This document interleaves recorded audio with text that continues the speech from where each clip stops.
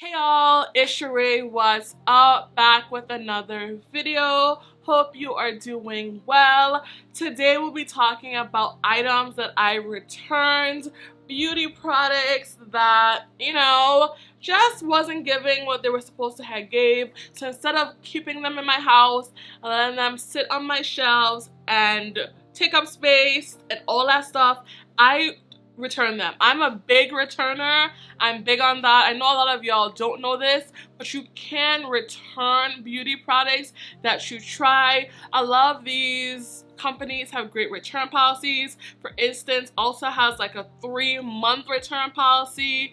Target does as well, I'm pretty sure. Sephora is a 60-day policy. 30 days if you actually want to get your money back, 60 days if you don't mind store credit. So when you buy something from a company, you want to make sure that they, one, do accept returns, but two, that you actually look up the return policy and see the amount of leeway that you have to try the product and return it if you don't like it. There's no use in wasting your money keeping products that you don't use or you begrudgingly use to use them up. Take them back. Skincare, hair care, makeup, all of that stuff can go back, and you should do that. I utilize my return policies and I get my coins back. So that's what this video is going to be about. All the things that you may have seen on my channel that you never heard about again, or maybe you want a follow-up on the things that you've seen, or maybe some things you didn't even know I picked up and I returned. That's what this video is going to be about. But if you are new here and you've never seen my face and you like my face, definitely be sure to subscribe so you can stick around. Give this video a thumbs up. It really does support my channel. A like goes such a long way. I'm not recommending any of the products that I mentioned today, but if you want to learn more about them, see the ingredients, all of that, I will link them down below. If you do pick something up because you're crazy, purchasing through my links typically does help my channel, and I would love you forever, but I don't recommend you pick any of these things up. And yeah, let's go into it. We're gonna start with Target, just because most of the things I purchase from Target I really don't return. I keep most of the things, but some of the things I do return. One of them being the Neutrogena Hydro Boost Fragrance Free Soothing Milk Cleanser. I mentioned this in a recent vlog. If you haven't seen it, you can check it out. I wanted to see if this would be a dupe for one of my favorite luxury cleansers, the one from Skin Fix, their foaming oil cleanser. It wasn't. It reminded me a lot of the CeraVe hydrating cleanser, which I don't love. It's one of the worst products I've ever tried. I mentioned the CeraVe product in my worst skincare products, or the best and worst skincare products of 2021. If you haven't seen that video, you can also check it out. Anyway, I said all of that to say that I returned it, even though I did mention it in that vlog. I used it a few times and it just, no, it felt like water going onto my skin. I do like a gentle cleanse, but I do like to see a little bit of foam. It doesn't have to be something crazy, but even like a little speck of a bubble, I do enjoy that. And it just felt like straight lotion, so I had to send her back. The Bioderma Sensibo H2 Micellar Water. I love the Garnier Fructis Micellar Water, and Bioderma is like the OG. It's the micellar water of micellar water. So I wanted to pick it up, and it just felt like it was dragging across my skin. It didn't have that nice skin feel like the Garnier Fructis, and it's much more expensive. I just didn't feel like it was as effective. It felt like it was rough on my skin. It didn't feel as cleansing or as moisturizing. So I returned it. It wasn't giving what it was supposed to have gave. So nah, I honestly prefer the one from Garnier, and I'm gonna stick beside her. Now let's go on to Sephora, because Sephora is really the place where I return a bit more, because things at Sephora are more expensive, so I like to make sure I for sure get my money back. So let's go into the things that I picked up that I returned from Sephora. I returned the Super Goop Every Single Face Watery Lotion. I purchased this during the most recent Sephora sale back in the spring, back in April. And even though all the influencers rave about it, this irritates my eyes, which is the case for like all Supergoop products. The only Supergoop product I really love is the powder sunscreen, which I mentioned in my Sephora recommendations video. If you haven't seen that, you can definitely check it out. I love that powder sunscreen. But even though I like the Supergoop on C sunscreen, I like the watery lotion too, in terms of the fact that they don't pale. You know, they really melt into the skin. They don't leave a white cast. They irritate the hell out of my eyes, and I don't like that. Also, they're just kind of expensive. Super Goop is just so high. We have to use so much sunscreen, so $40 for like 1 fluid ounce or 1.7 fluid ounces, you're gonna go through that in a week, week and a half, 2 weeks max if you're layering your sunscreen like you should. With Korean and Japanese sunscreens being $8 to $12, I just cannot justify spending that much money personally for sunscreen, especially not regularly. You know, I love a splurge, but that's just not something I'm willing to splurge on, so I did return that. I also returned the Go Off Makeup Dissolving Mist.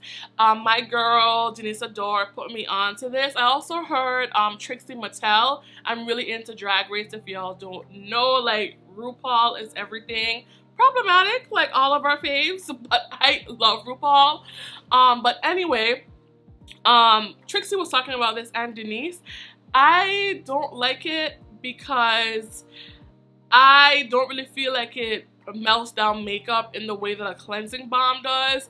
I just, like, I don't get it. Like, it's not, I don't know. I don't know. I just didn't feel like it really broke down my makeup. It didn't feel very effective.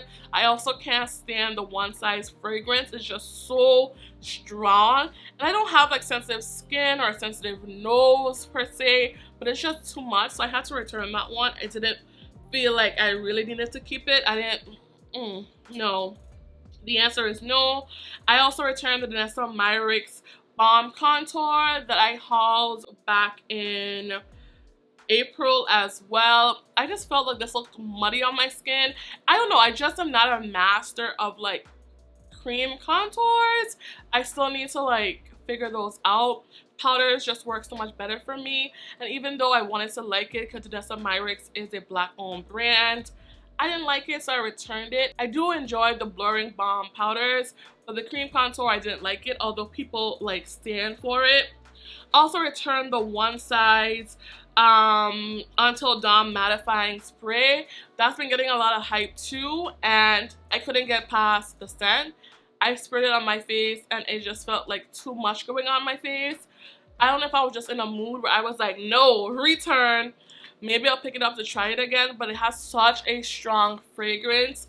I really wish Patrick would make those products fragrance free, or just, you know, step back a little bit from the fragrance, tune it down and turn it down, because it's just too much. I can't even tell you about the effectiveness of it because I just couldn't. It was too much. It was too much. I could not do it at all. Benefit Cosmetics, their Real Magnet Mascara. I was put onto this by the Sephora girl, and it just was really messy to me. I'm very particular with mascaras because the way my eyelashes curl, it's easy to get it on my like eyelid. So no, wasn't a fan of that, and it went back right away. Some products here that I wish I returned. If you want to see a video on the products I wish I returned, definitely let me know by giving this video a thumbs up and commenting down below, because there's some products where like I have them but I wish I didn't. I think it'll just be a cool video just to talk about them, because there's some things where you keep them around and you kind of wish you didn't. So yeah, the LYS Beauty Aim High Press Highlighter. I purchased this around this time last year during the holiday savings event, and I wanted to really like this because I want to support LYS Beauty. It's a black owned makeup brand. It's a black owned affordable makeup brand at Sephora. But for me, these products don't really show up on my skin. They're very subtle. And if I'm gonna wear makeup, you know, I do, you know, a natural beat, but I still want to see them. And it didn't really have an impact on my skin. And even though they're affordable, I just didn't love them enough to keep them. And that's for all the LYS products. I returned them all. I have heard really good things about the contour. It's either a contour or a bronzer. I've heard really good things. I'm tempted to pick that up, but I don't really use cream contours that much, but I may pick it up just so I can support. I don't know yet. We'll see. We'll see about that. I returned the highlighter. I also returned the cream blush just because I didn't like the color Inspire. I do have a Newark color in my cart. I don't remember the name of it right now, but I do plan to pick that up during the sale because I do want to support the brand. It's a new color. It's like an orange. I clearly love an orange blush. So I am going to pick up that new color. I didn't like the color of Inspire. I also didn't like the foundation for NYS. I think that's great for somebody that has dry skin, but on me it leaned oily and it just looked oily on me. It didn't look like hydrating, it just looked oily, and also I just couldn't find my right color, and because I didn't like the formula, I didn't feel like trying to find my right color. Maybe I'll revisit it one day, but honestly it wasn't a fave. Also from LYS Beauty, I returned their setting powder. I also felt like it was more like a lightweight setting powder. If I'm gonna put on a setting powder, I needed to, you know, keep my eyes in place. I just felt like it was really lightweight. I have very dark under eyes, and I need that coverage, and it just didn't do that for me. So I also returned that from LYS Beauty as well. These may or may not be discontinued. It's the Golden Hour Illuminizing Powders from the Sephora collection.